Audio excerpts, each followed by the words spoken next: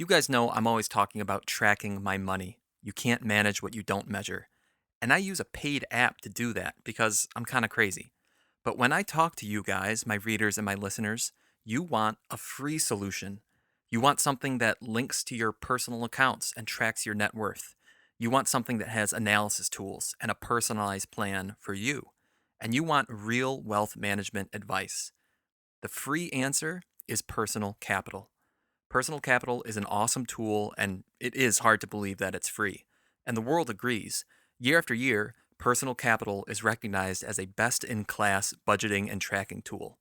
And that's why I feel good about being affiliated with them. So if you want to start getting your finances in order and you want to do it for free, start with personal capital. Here's how: go to the show notes, click on that link, and let them know that the best interest sent you, and start your free account today. That's Personal Capital, your all in one free personal finance tool.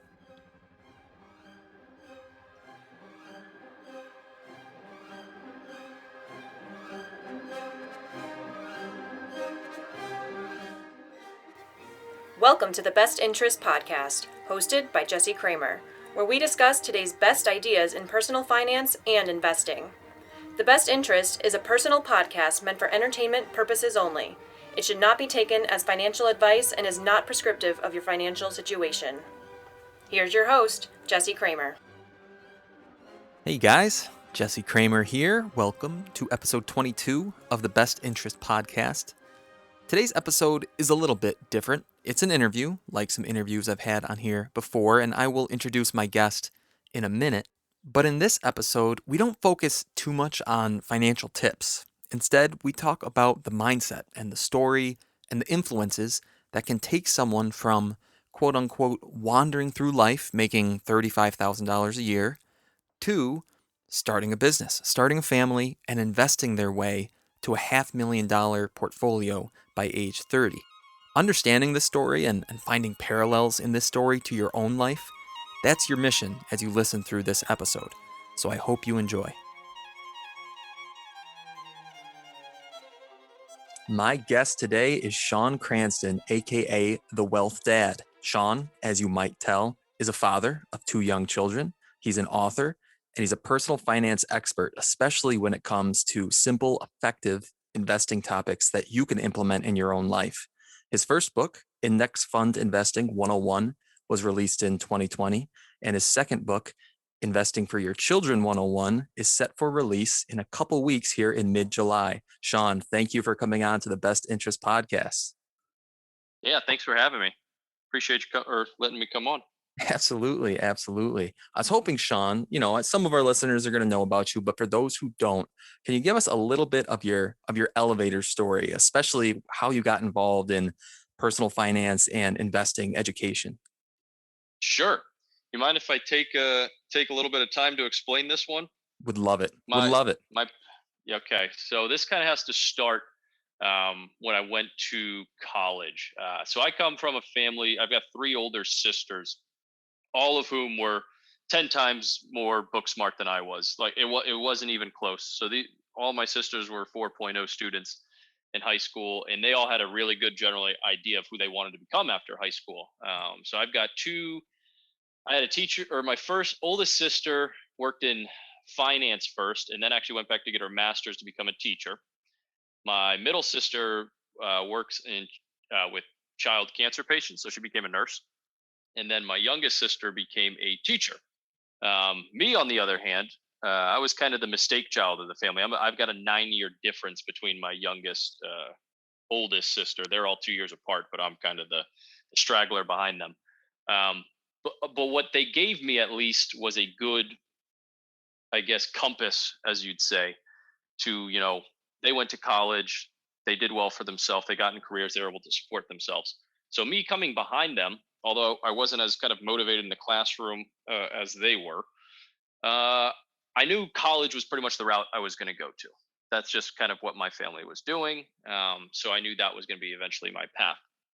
So I got to college, had no idea what I wanted to study. I was just kind of happy to be there. That was just the next step in my life. So I ended up studying criminal justice. I think I had a fascination with kind of FBI shows at that time. So that was just kind of an appeal for me, and nothing else really stood out. Like I said, you would almost categorize me as like the kind of classic like wanderer or college wanderer per se. They're just there, but they don't really have a plan of execution as to what the plan is over the next 4 years. Sure. Um, and strangely enough, I by the time I graduated, I actually had the exact same GPA, like to the hundredth decimal, that I did in high school. I think I had like a 3.16 in both high school and college. I did just enough to get me by. But once I'd never strived for anything greater than that because I didn't really have anything to push me towards. Um, and then my first job out of college was I was making. I think I got a job about 3 months after graduating, so I was actually pretty fortunate in that sense. But I was making very small money compared to where I lived at the time. So I'm from the Northern Virginia area, and if you're from this area, it's called like the DMV, DC, Maryland, Virginia. Mhm. But it's a pretty high paying area, high cost of living area. You're right next to DC, federal government. And the job that I got was in the city, but I was making pennies compared to what everyone else is making, especially my colleagues and friends that are around my age. So I started making $35,000 a year, working full time, going into the city every year. Where my friends kind of in the same class as me who studied like business or IT were starting around 50, 60, $70,000. So wasn't making the most money, but at least had a job and I was making money. Yeah. Um, That was like 2010 or so, right around then, or a little no, earlier? I graduated in 2014, so that was about 2014. Okay. 7 years ago. Gotcha. Um, and the job wasn't. It was about as mundane as you could get. It was literally like an Excel data entry job. That's pretty much all it was. No, no real tough skills. I was in the criminal justice field, I guess I could say, but I had no direction. Once again, I was just kind of floating there again. And then for whatever reason, just I can't pinpoint why it happened, but my light bulb just like clicked. Like, okay, let's start focusing here. Um, and then like right when I noticed my internal light bulb like kind of shining, and then like me trying to get myself together, my boss at the time actually brought me into his room, and he said and I have this in my introduction to my index fund investing 101 book, but he sat me down and he said, above all else, focus on your retirement first. And I was like, okay, that's interesting. Little bit of backstory. My first job was at the Navy Yard, so I'm surrounded by a bunch of former military officers, civil service members. So a lot of the people I worked with were retired, Mhm. enlisted people, officers, had their pensions, and he obviously understood the importance of a kind of a pension retirement plan and wanted to push that onto me. I'm not sure if he just saw me just kind of floating around and thought it was a good idea to push me in that direction, but that was a seed that kind of got planted in my head.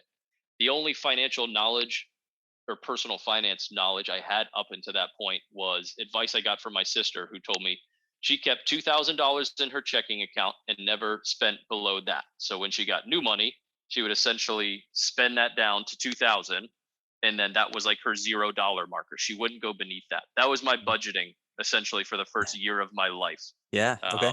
So I'm not kidding. I did not come from a personal finance background per se. Um, and then so I took my boss's advice. I went to my kind of HR department, signed up for the 401k.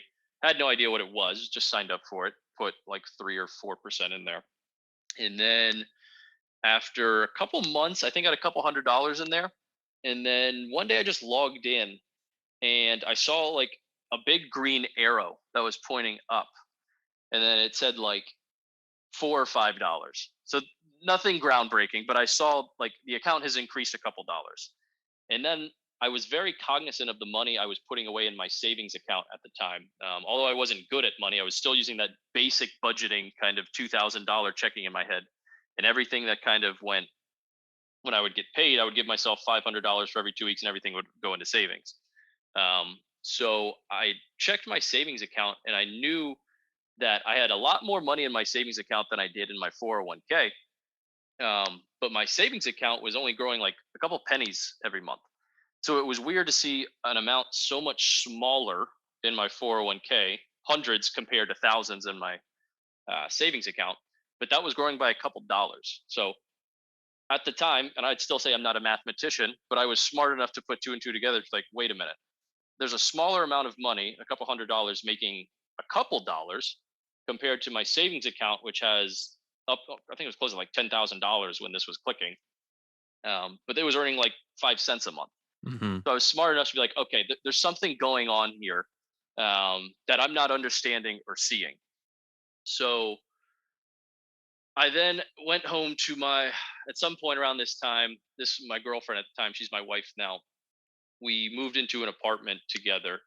And I said, hey, I'm not a book reader. So this caught her by surprise. I was like, I want to go on Amazon. I want to buy a book on investing. She was like, all right, whatever. She's not a money person either. So I bought, what was it? Investing for Dummies.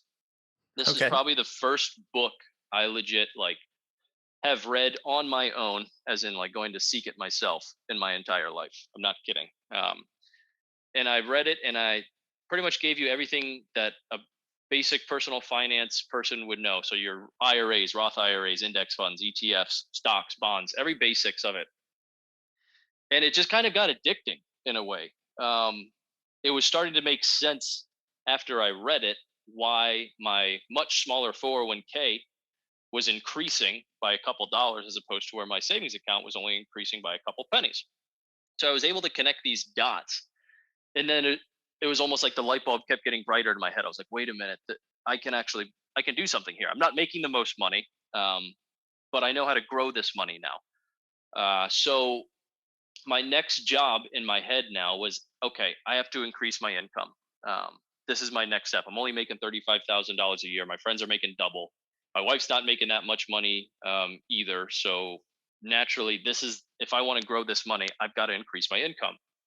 Uh, Back to where I was working, I'm around a bunch of former naval officers.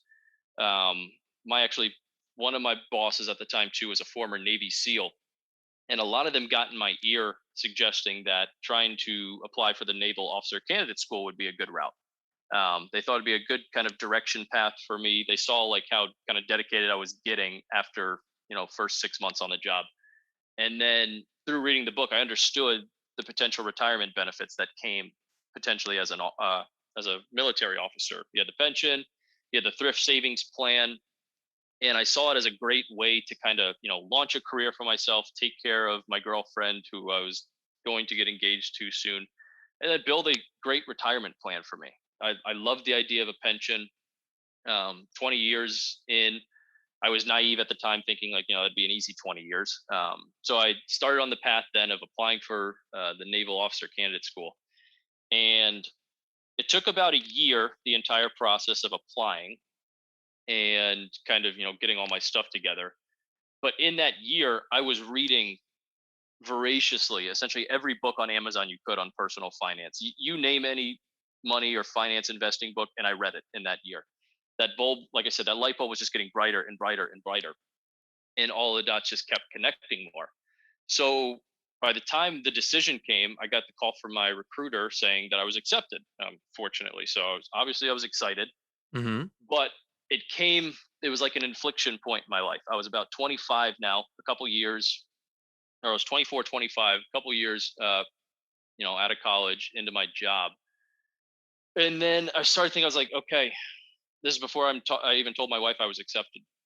I'm kind of talking to myself now. I was like, do I take this plunge now? Do I essentially sign I don't want to say sign my life away, but I'm giving up a lot of my time and, I don't want to say rights, but I'm giving my time to the military for 4 years where I'm not going to be able to dictate a lot. Or do I follow this kind of new passion that's developing in me, the personal finance, and building something out of it? I didn't know at the time what that would be. I just knew I had a passion to kind of help people like me who had no idea about money. So I made the decision. I said, you know what, I'm not going to go to the officer candidate school. I'm going to stick with this money thing. So I told my wife, or she was fiance at the time, and she started crying like immediately in our apartment, and not because like she was happy that I said we're not doing the Navy, Uh-huh. um, but she was crying because I told her a couple other things too. So once again, I mentioned I'm not making the most money. We're not making the most money. I was fortunate to graduate college without any student loan debts. I went to a local state school and I only lived there for 1 year. In the last 3 years, I lived at home. But I did sign up for. I walked out of college without debt, then immediately signed up for like a $25,000 car loan. So I wasn't making a lot of money. We weren't making a lot of money. We had the car loan.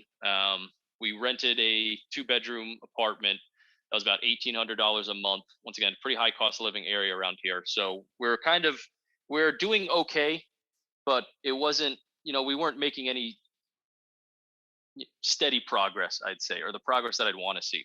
So this goes into the next part as to why she's crying. I told her, I said, Amber, I'm not doing the Navy. I want to chase this personal finance fire I've got because this is where my passion is. And also, we're not going to renew the lease on the apartment. I want us to move back in with my parents. And that's what signaled the cry. She was like, what are you talking about? We've been living on our own for 2.5 years in this apartment. Life was great. Mhm. But I explained to her, I said, if you're okay with me going down, like us going down this new path, I don't want to waste any more money renting while I'm kind of building a career that's bringing more income, and I want to save up for a 20% down payment on a home here. I want to start building some equity in real estate. This one of the books I read at the time was Dave Ramsey, so I had the 20% down payment in my head. Yep, sure. I never really ran numbers. I just knew that was the number I was looking at. So we got to we're what are we? What am I? 25 now, and we moved into my parents. We were there for about 2 years, and changed jobs, but I was still working in criminal justice. But the company I was working for was kind of a business IT company, and this is kind of where I got my first big jump in income. I knew I didn't really want to do criminal justice anymore. I didn't know what I wanted to do. I just knew I wanted to increase my income. Um, and there was my company, or my former company that I was working for at the time, they had their own essentially accounting product that they sold to federal government agencies. And they had a massive new contract that came available. So I actually was fortunate enough to switch to that contract and kind of enter I was a business analyst. So I guess I was in like the business world now. And it came with a nice increase. And then when I was in there, I saw my next big jump there was a business intelligence. If people don't know what this is, it's essentially companies use data to make business driven decisions. So you're working in data, and I was able to learn these skills on my own and wiggle my way into the BI team and got an interview with them and was able to fortunately get with them and then another big pay raise. Uh, so now we're doing well. We're getting close to the down payment money. I think we're at the 2 year mark in our kind of our saving plan for the house. And then during this time, I also did a blog way before I ever did the Wealth Dad. It was called Frugal Money Man. This was my Nice. first attempt at trying to do my personal finance wizardry on the world and help everyone out. Sure, been there. So yep. So I did that for about a year, and it was honestly, looking back on it, I enjoyed it. It was fun. It was the first time connecting with the personal finance online community. Um, so I was writing like a blog post a week. Wasn't getting that many like viewers, but I created like an Instagram account, a Twitter. I think the largest followers I ever got for that one was like 1,000 followers on Twitter. Nothing crazy on Instagram. But after about a year, I was just burned out. I wasn't making any money. I enjoyed, helping people. I like doing the DMs, but it was just becoming exhausting with my job and then trying to write these blog posts. So I eventually just burned out, and I was like, you know what? This isn't this isn't working as to what I wanted, like I had envisioned in my head. So I canceled it about Christmas, and I said, I'm just going to take a year and think about if I still want to do this personal finance thing, if I want to give it up, or just kind of let myself, mellow out and see how it feels. So I focused on my job a lot after that. I got into BI. I was making good money. I think I was able to finally increase my income from like 35,000 to like 75,000. Still not the biggest money for the area I live in, but it was big enough for me. That I was now able to max out my Roth IRA. I was maxing out my 401k at the time. Um, we were making really good progress together. And then my wife was searching Zillow like crazy because she was getting cabin fever in my parents' house. Obviously, it's not even her parents. Understandable. Yep. Yep, yep. And my parents lived in a townhouse, so it's not the biggest house, anyways. And we had our son. I always mention him on social media, the wealth son. Sure. Um, we had him at kind of the 2 year mark there, and we've raised his first like 4 months. We raised him in my parents' house, but it was the time we are like, all right, there's not space now. We definitely need our own space, and I think we had about 60 to $70,000 saved. So we had a 20% down payment for like a $340,000 house. And this was now, where are we at? We're 20, kind of 2020 now. But this was the time where I was like, hey, she was excited about, looking for houses on Zillow, but I was like, I want to give one more shot to this finance thing. I think I've got a strategy this time that'll work better. So literally on like January 1st, 2020, I created Instagram account, the Wealth Dad. I wasn't on Twitter yet. I may have created an account, but I wasn't active on it for the first month. And all I was doing really was posting like finance quotes from like books I was reading. It wasn't anything like groundbreaking, but I was just kind of quoting stuff, throwing it out there every day, getting like 2 likes, 3 likes, and it was from like friends or like family. So Sure. no one really knows who the hell I am. And then I decided one day, I think I found Chris Johnson on Instagram in my first month. If anybody don't know who this is listening to it, he's one of the big personal or just money guys on social media, and he was posting really great content. And I noticed it was just like his tweets. He was just repurposing his tweets on Hmm. Instagram. Hmm. And I was like, wait a minute, that's actually a really good idea. You're not, because what I was doing was I was essentially giving other people's words via their quotes. But what he was doing was he's taking his own words, his own content per se from Twitter, and putting it on Instagram, and it was great. And I was like, that's fantastic because I've got a lot more, you know, that I want to say, but I just didn't know how to exactly say it. So then I focused on Twitter in that kind of next month, and literally my strategy was just post like 3 to 5 times a day, every day. Comment on all the big accounts. Chris Johnson was one of them. Can't think of the others at the time, but any account that had like thousands of followers, tens of thousands of followers, I was commenting, retweet commenting, just to see if they would notice me, or anyone would notice me. Not even them, just try to get followers. And then at about March, it started to pick up a little bit. I was putting out some pretty good content. I think that's when I had about 1,000 or 2,000 followers on Twitter, and I got about 1,000 followers on Instagram. So if I compared that back to Frugal Money Man, my blog, I already blew that, essentially the follower count, out of the water, Yeah. in Yeah. a 3 month span, using the Wealth Dad content than I did, doing the blog kind of route. And essentially, it's just been, in terms of the Wealth Dad, that's just what I've been doing every day up until this day. So a year and a half, just tweeting every day, repurposing my tweets to Instagram, doing a couple of personal like money updates. I'll do my net worth updates on Instagram. I'll do like my kids' accounts, and I'll do a couple other things. But let's go back to now March, when my account started blowing up a little bit. That's when I started thinking to myself, I was like, okay, this is the time now to monetize. I'm seeing Chris Johnson make money from courses. I'm seeing people launch ebooks. And finally got the idea in my head. I said, the one thing that frustrated me a lot about the blog was I would write, you know, what I thought were great posts. And I thought they were great posts, but I had a couple readers reach out to me and they were like, I like your content. I just hate reading a lot of, paragraphs and paragraphs and paragraphs. And I was like, that's understandable. If you don't like personal finance, I think you even kind of get that maybe sometimes too. You write all this stuff and it's great, but it just doesn't click with people. They don't want to read a Right. lot of that. Sure.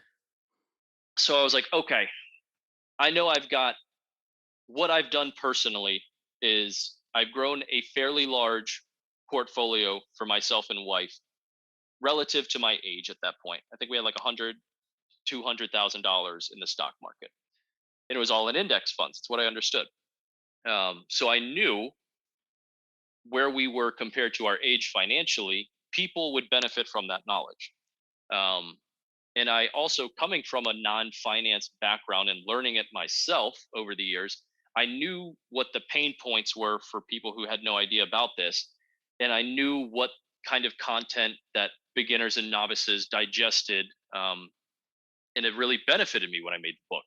So when I made this book in March, I filled it with essentially tons of visual. I made it as pretty as possible. I was noticing a lot of ebooks were kind of like Google Docs. Nothing wrong with that, but once again, I knew I wanted my book to stand out. So I made it colorful. I had charts, I had visuals, I had scenarios, I had examples. And my book was probably about 60-40 written word to visuals. Mm-hmm. And then when I finally released it, the content or the feedback that I got from it from people was amazing. The one thing that automatically came out is they loved the visuals. They loved how they were able to relate to it as opposed to the written content. And I think I sold about $1,000 in my first month, and that blew my expectations out of the water. This is around April timeframe. I honestly didn't think I would sell more than like 20 copies of this book. Um, but people kept soaking up and they loved it and they were sharing it with their friends, their family. I was getting messages. They were like, "Can you convert this to Spanish?" Our family would this is like groundbreaking for us how you written it and how you designed it. And I was like, wow, this is really something. And I kept editing and I kept updating the book for people, and then it just really it grew from there. It was fortunate to lead into my second book because all the questions I got from people, they were like, well, we have kids. How do I invest for my kids? And then my brain naturally clicked again. I said, okay, well, just like where in the past, me and my wife were, you could say, ahead of people financially in terms of our portfolio. We also had kids who had thousands of dollars in the stock market. So I knew I had a knowledge once again that I could sell to people who needed that for that. So that's naturally what led to book number two. So that's just that's kind of my long-winded story on where I got to today. I don't think I have a very traditional background per se from a lot of these finance people online. Many kind of come from a business background or finance background, or they had a high-paying job out of college. I had a very checkered kind of route to get here. My life changed almost like every year and a half in terms of what I wanted to do, who I was, my goals at the time, and I think you kind of see on social media, my mind still changes to this day with the recent kind of mortgage versus investing. Mm-hmm. Mm-hmm. So the quote unquote wealth that I am today is much different than the one that started on January even 2020, by a long shot. So I'm definitely blessed to be kind of where we're at now. This definitely, if I would have went back in time to essentially January of 2020 and told myself this is what it would have become, I would have been like, You're out of your effing mind." There's no way it would have been able to grow to where it did. So I'm definitely blessed that it was able to get to this point. First off, congratulations on all the success, right? That's amazing. It's an amazing story. I've got like 20 different questions I want to ask you, Sean. Now, Sure, I I can't, knew I I can't. was gonna take a bunch of time with that. I just didn't know how to. I couldn't give you one part of like my past 7 years and it would make sense to anybody. So I had to kind of lay it all out. No, I understand. I understand. Um, Let me see. I'm going to work through a couple of these. I'm not going to get to Yeah. all 20. I get it. Well, first off, the one thing you just said was how even your mindsets and your opinions about investing have changed even in the last 18 months since Hmm. you started the Wealth Dad account, since you released Index Fund Investing 101. I think that's a good thing. All right. I think that's a good thing that you learn something new or someone shows you some math that you didn't understand before or that you weren't aware of before. And you Hmm. say, oh, actually, doing it this way makes a little more sense than what I first assumed. Right? That's what Absolutely. that's the whole point of what we're doing out here, Yeah. especially when it comes to the fact that a lot of us on, say, Twitter, for example, we're all fighting the same fight. We have the same missions in mind to help people. And we should be comparing ideas and trying to figure out what's best before we then turn around to our respective audiences and say, this is the way. Hmm. Yeah, I think that's awesome. And I hope everybody listening thinks that's awesome. I want Yeah, to go back. absolutely. I want to go back real early to something you said and just pull on this thread and maybe I'm going to pull on the thread and it's just going to pop right out and there's nothing there. But you had mentioned that you were a wanderer, right? You kind of Hmm. wandered through college and early career you were wandering Yep. and then one day for whatever reason a light bulb kind of turned on and that light bulb's just been getting brighter and brighter and brighter since. Yeah. And so thinking back to then, I mean, there really wasn't some sort of turning point seminal moment that flipped that light bulb switch. It just kind of started glowing on its own. No. Well, let me work backwards again. Um, so I will categorize myself, even in high school and college, as like a wanderer. Like I said, I showed up and did enough to get me to the next level. But one thing that always benefited me, I told you my GPA was pretty much the exact same. One thing that really benefited me, at least in school, and it has benefited me now a lot in the working world and my business and partnering with other people like Chris with Wealth Squad. Um, is I've always had kind of a innate fear of losing or failing in me. I've got a sports background, played sports all throughout childhood, high school, still like to this day. And for what I just hate the fact, I hate the idea of losing or failing when I know I could have done something to change that outcome. So there was a lot of instances kind of in high school or college where there was moments that I was potentially going to fail. I didn't think that I was going to get to the next level, but then I would just tell myself, I would be like, well, what's the the other option is failing, and that's not acceptable. You're not going to fail because that's not an option for you. So I was fortunate to that although I was a wanderer, I always forced myself not to fail. So that pushed me, if I was struggling in a class, I was like, all right, get your ass to class and let's get an A on the final. Or if there's a group project that's struggling, there was one time in college, I just told everybody, I said, all right, you guys just stop. Let me write this whole project. I'm going to do it myself. Just weird little out of character things, but I would do, like I said, I would do enough to get me go to the next level. But once again, I wouldn't let myself fail kind of in the big moments. So the light bulb, if I have to think how I associate that mentality and when it clicked in real life, I think it was when I started thinking that I was potentially going to marry my wife. Um, Hmm. and knowing that I didn't think of it like in the moment, but I think it's that subconscious mentality in the back of my head, like you can't fail, you can't lose. Saying like, hey, if you're going to go down this route, you can't wander. You have to pick a lane now. You can't just start a family and just you know um, just randomly go about life every year, just changing it all the time. You've got to pick a direction. So I think that kind of just mentality compass pushed me in a direction, and then it just kind of coincided with the finance thing. All of that happened, when I was applying for the Navy. I was reading all these books. I knew I was probably going to marry or get engaged to my wife, and that just focused it all at one time. And I said, all right, I'm going to put everything together. I'm going to put all my I'm not going to drink as much. I'm going to focus more. I'm not going to let these distractions do it anymore. And I just focused every day on just being focused in the moment, kind of like what I do with the Wealth Dad. I was joking with a friend the other day. She messaged me about or one of my posts and congratulated me on the success. And I told her, I said, honestly, there's nothing if you ask me, there's nothing special about the Wealth Dad compared to any other personal finance account. I probably say the exact same information on a daily basis that almost everyone else says on personal finance. The only difference in my account and the average Joe personal finance account is I've been doing it every single day for a year and a half. I haven't given a day up. Um, and that was once again in the back of my mind. I can't allow myself to fail. That's the only thing I've been doing that's been helping me out so much as I've been showing up every single day. Uh, so I think just kind of that, the fear of failure in the back of my mind. I know I can't fail my family. Um, and that's honestly what pushes me the most now. I'm fortunate now that our income is a lot crazier than it was, 5, 6, 7 years ago, and it makes everything a lot easier now.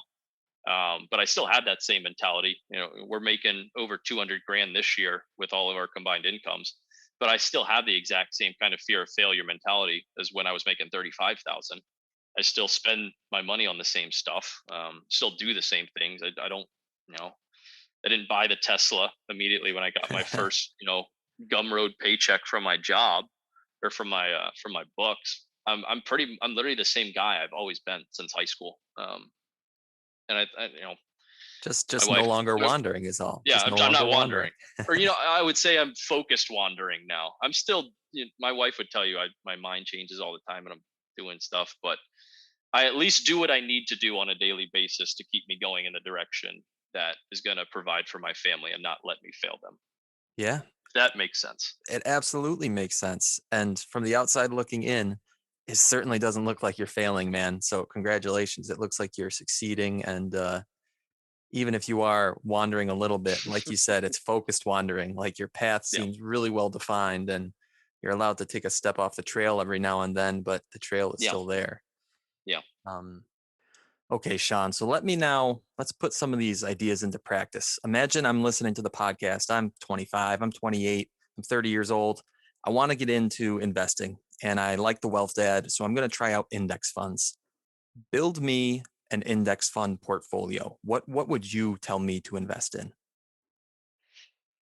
So I'm going to tell you first and foremost, before you get for the portfolio, as a 26-year-old who's starting for the first time, I know you're not going to have pretty much any idea on the funds that I tell you to invest in anyways. You don't have the knowledge yet. But what I'm going to tell you to do is at least invest in either a S&P 500 or total stock market index fund.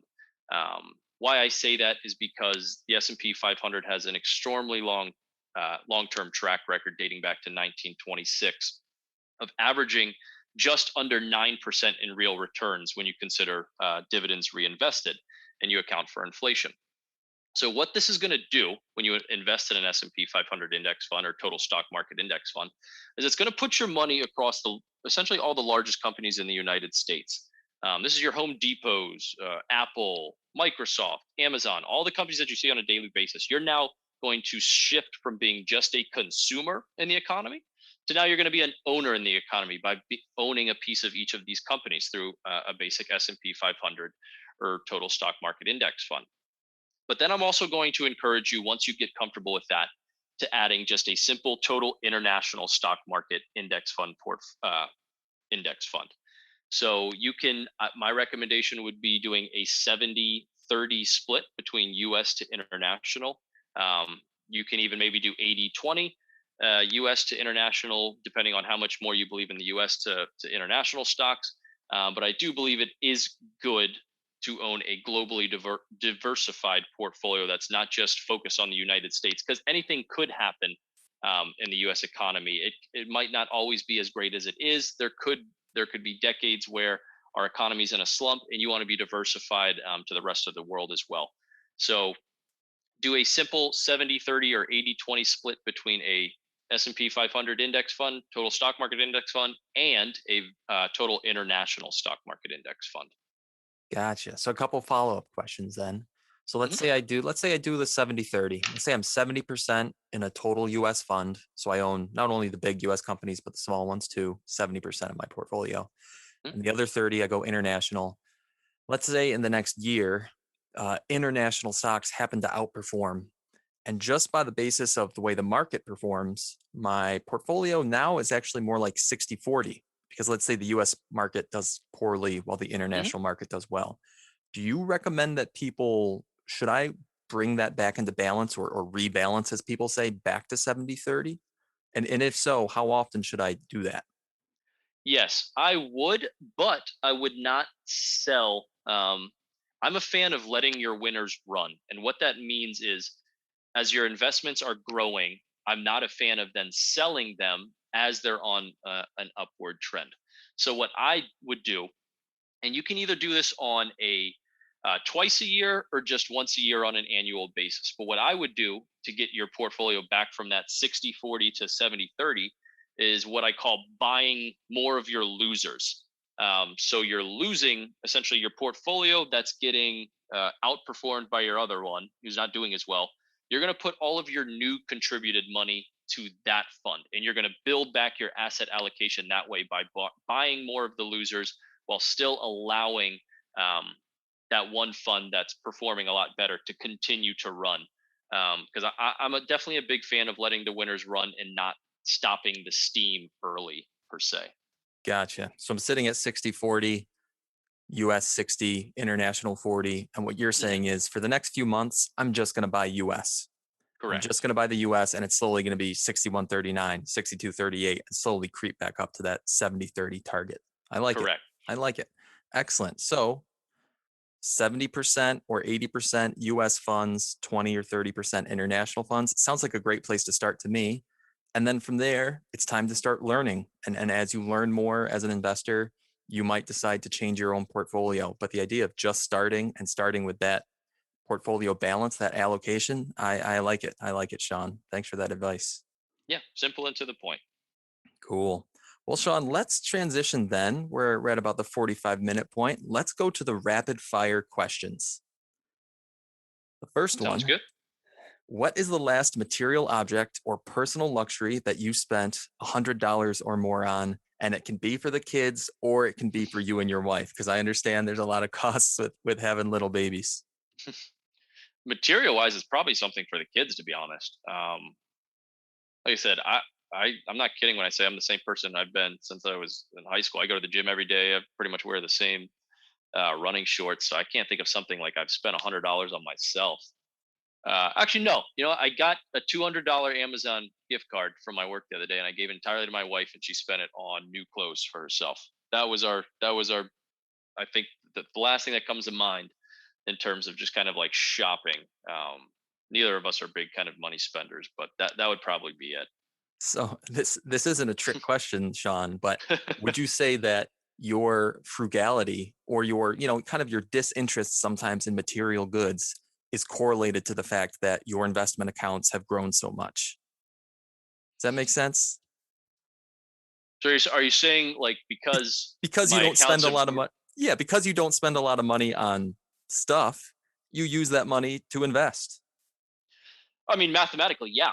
Right, right, Yeah, you put if the numbers aren't going to expenses, they're going to my investment account. Obvious, no doubt right, about that. right. But Not a not a yeah, trick question. I didn't mean it as a trick question. It's just yeah. trying to, exemplify to the audience. Sometimes I get readers or I'll see people on social media say, yeah, well, no one has $1,000 a Hmm. month to invest. And in some Hmm. cases, that's absolutely true. And I Yep. totally get it. I'm there with you.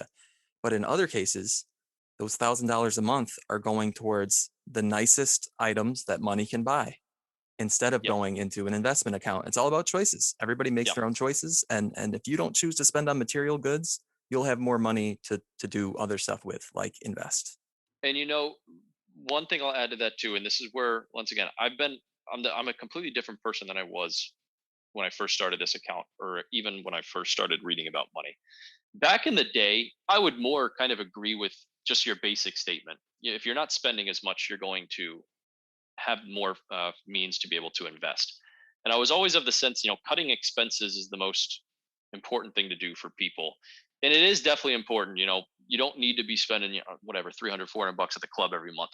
Um, but in my journey, uh, what's helped me the most, because I was a person who wasn't able to invest $1,000 a month. Mm-hmm. I was only able to do that up in like recently in the past couple of years. I was definitely not doing this my first couple of years of investing. I was doing maybe a couple $100. Um, what changed my life is I just focused on increasing my income. That I always knew that was going to elevate myself the most. I knew I wasn't going to be spending as much, but that's going to be helping people who are more natural kind of spendy people Yeah. who have those car desires, who have going out. Cutting expenses will help them, yeah, but a lot of times in their case, increasing income is going to be a lot easier for them, and it's going to provide them a much better quality of life because they're going to hate reducing their expenses in those areas. Excellent point. Excellent point. You got to think about what makes you happy as well Yeah, as kind of what the long-term goals are. yeah. Let's go to the next question, Sean. What's your favorite financial tool or app or service, and why do you like it? I like personal capital. So this is a basic. It tracks all your finances, so all your investment accounts, your bank accounts, all of your liabilities, so like your mortgages, your student loans, your credit cards. And what it does is it gives you a nice dashboard. It provides you your net worth. If people don't, if your listeners don't know what this is, essentially just like your financial value, how much you're worth financially, and it lists out every account and it shows you your progress, how you've been doing, where you've been spending. It's just a really nice kind of tool that puts every all of your money into one place without you having to log into Bank of America and then your Vanguard account and then your Ally Bank and things like that, or your student loans. It's a nice place to be able to just put all of them in one centralized location. Awesome. And full disclosure, there's probably going to be some ad copy at the beginning of this episode about personal capital. And Mhm. listeners, that was completely unrelated. I said nothing to Sean before he came up with that. He just likes it on his own. So you know it's good. It's literally the only app I use for finance. Awesome. Well, last one, Sean. Imagine you have a billboard and you can share anything you want with the world. What message would you put on that billboard? Hmm. I like this question.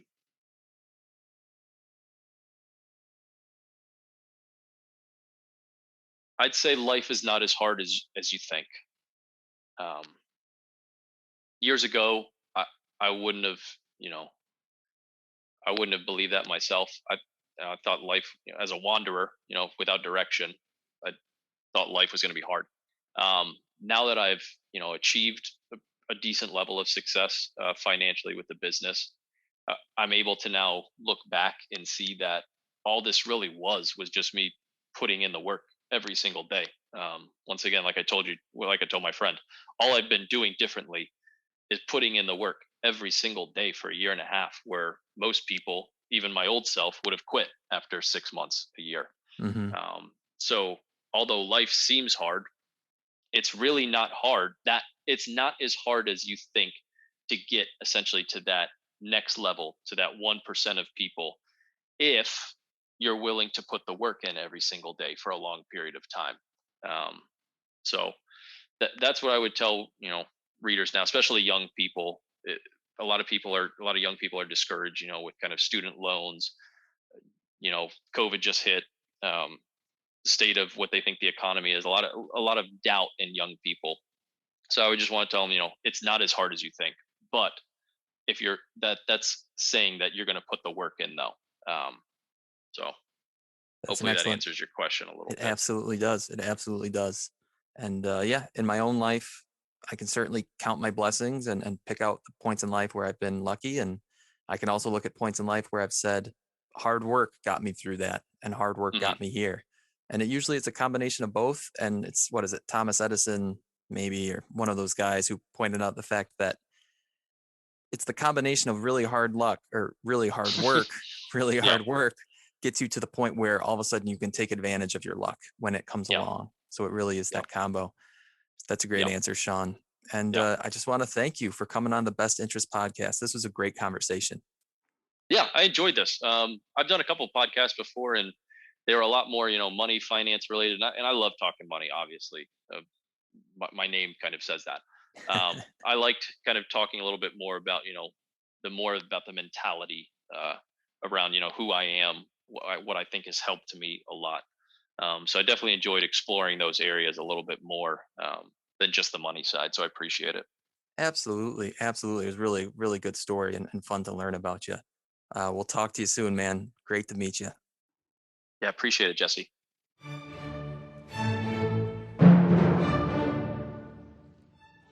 Big thanks to Sean, the Wealth Dad, for coming on to the podcast today. If you want to connect with Sean, the best places to do that are on Twitter or on Instagram, where his handle is at the Wealth Dad. And if you're interested in pre-purchasing or purchasing his books, he's got links in his profiles on social media to find Index Investing 101 and Investing for Your Children 101. Thank you again, Sean. If you want to reach out to me, my email is jesse@bestinterest.blog, or you can find me on Twitter, where my username is bestinterest_JC. And I'm now on Instagram, actually, at the_best_interest. The Best Interest with underscores on Instagram. If you find these interviews valuable and you want to give back, there are 3 very easy options for you. All free for you, always absolutely free. Option 1, subscribe to the Best Interest podcast from the app you're listening to right now. Option 2, leave a rating of the Best Interest podcast. Option 3, leave a review. Tell me what you think. For example, Jay O'Leary wrote in and said, "Been a follower of the blog for a while now. I'm looking forward to more color commentary on the post content. Great first few episodes. Cheers, Jesse. Big fan." Jay O'Leary, I'm a big fan of you. Thank you for those kind words. We can continue to invest in one another because, as Ben Franklin said, an investment in knowledge pays the best interest. Sharing with others, that's investing in their knowledge. So thank you all. Thanks for listening to episode 22 of the Best Interest Podcast.